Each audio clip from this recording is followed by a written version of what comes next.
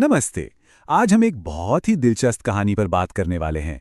एक ऐसी कहानी जो हमें काम, दौलत और हमारे फैसलों के बारे में बहुत कुछ सिखाती है। तो कहानी एक बहुत ही सीधे लेकिन गहरे सवाल से शुरू होती है। क्या ईमानदारी का फल वाकई हमेशा मीठा होता है? चलिए इसी सवाल का जवाब ढूंढते हैं।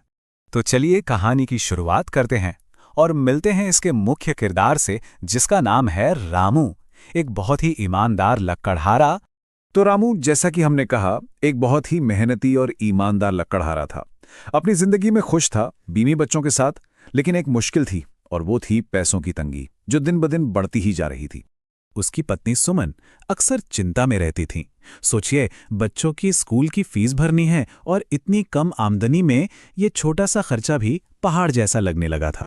अब सवाल ये है कि आखिर ये परेशानी थी क्यों? तो इसकी जड़ में था रामू का मालिक, एक बेहद लालची सेठ, नाम था लालचंद।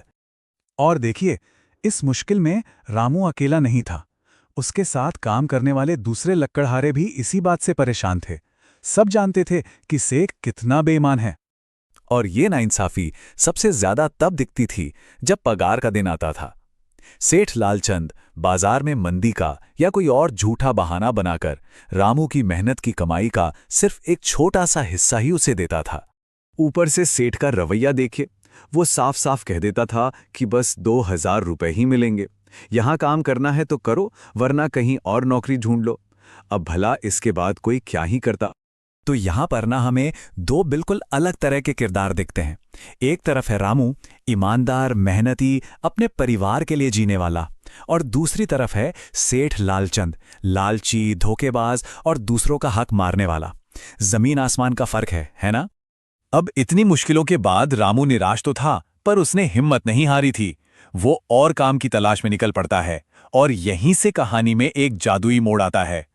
हुआ ये कि भैंसों के एक झुंड से अपनी जान बचाते बचाते रामू को एक रहस्यमयी गुफा में छिपना पड़ा, और उस गुफा के अंदर उसे एक पुरानी खाली टोकरी दिखाई दी।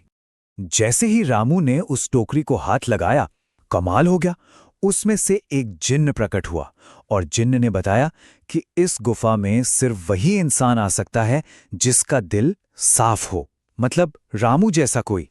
तो जिन्न ने खुश होकर वो जादुई टोकरी रामू को इनाम में दे दी, पर इसके साथ दो बहुत जरूरी शर्तें भी थीं।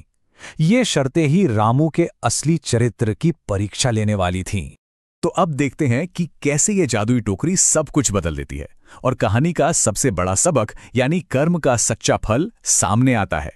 रामू ने घर जाकर अपनी पत्नी से बात की। देखिए, वो चाहते तो सोना, चांदी, हीरे जवाहरात कुछ भी मांग सकते थे, लेकिन उन्होंने लालच नहीं किया।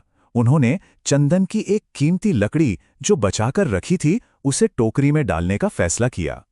और जैसे ही उन्होंने वो लकड़ी टोकरी में रखी, टोकरी तुरंत चंदन की लकड़ियों से भर गई।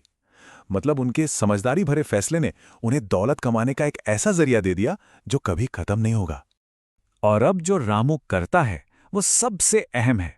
पैसा आते ही उसका पहला ख्याल अपने लिए ऐशो आराम जुटाने का नहीं था। नहीं, उसने सोचा, अगर मेरा भला हो रहा है तो मैं बाकी सबका भला क्यों ना करूं? वो सब भी तो मेरी तरह ईमानदार लकड़हारे हैं। तो देखिए, रामू की जिंदगी कैसे पूरी तरह बदल गई। कहाँ वो सेठ के यहां कम पैसों पर काम करने वाला एक लाचार मजदूर था, और कहाँ अब वो एक अपना कारोबार चला रहा है, अच्छी कमाई कर रहा है, और सबसे बड़ी बात, दूसरों की मदद भी कर रहा है। तो ये कहानी हमें आखिर में एक बहुत ही दिलचस्प सवाल के साथ छोड़ जाती है। सोचकर देखिए, अगर किसी को वो जादुई टोकरी मिले तो वो उसमें क्या रखेगा? इसका जवाब शायद हर किसी के अपने अपने संस्कारों और सोच में छिपा है।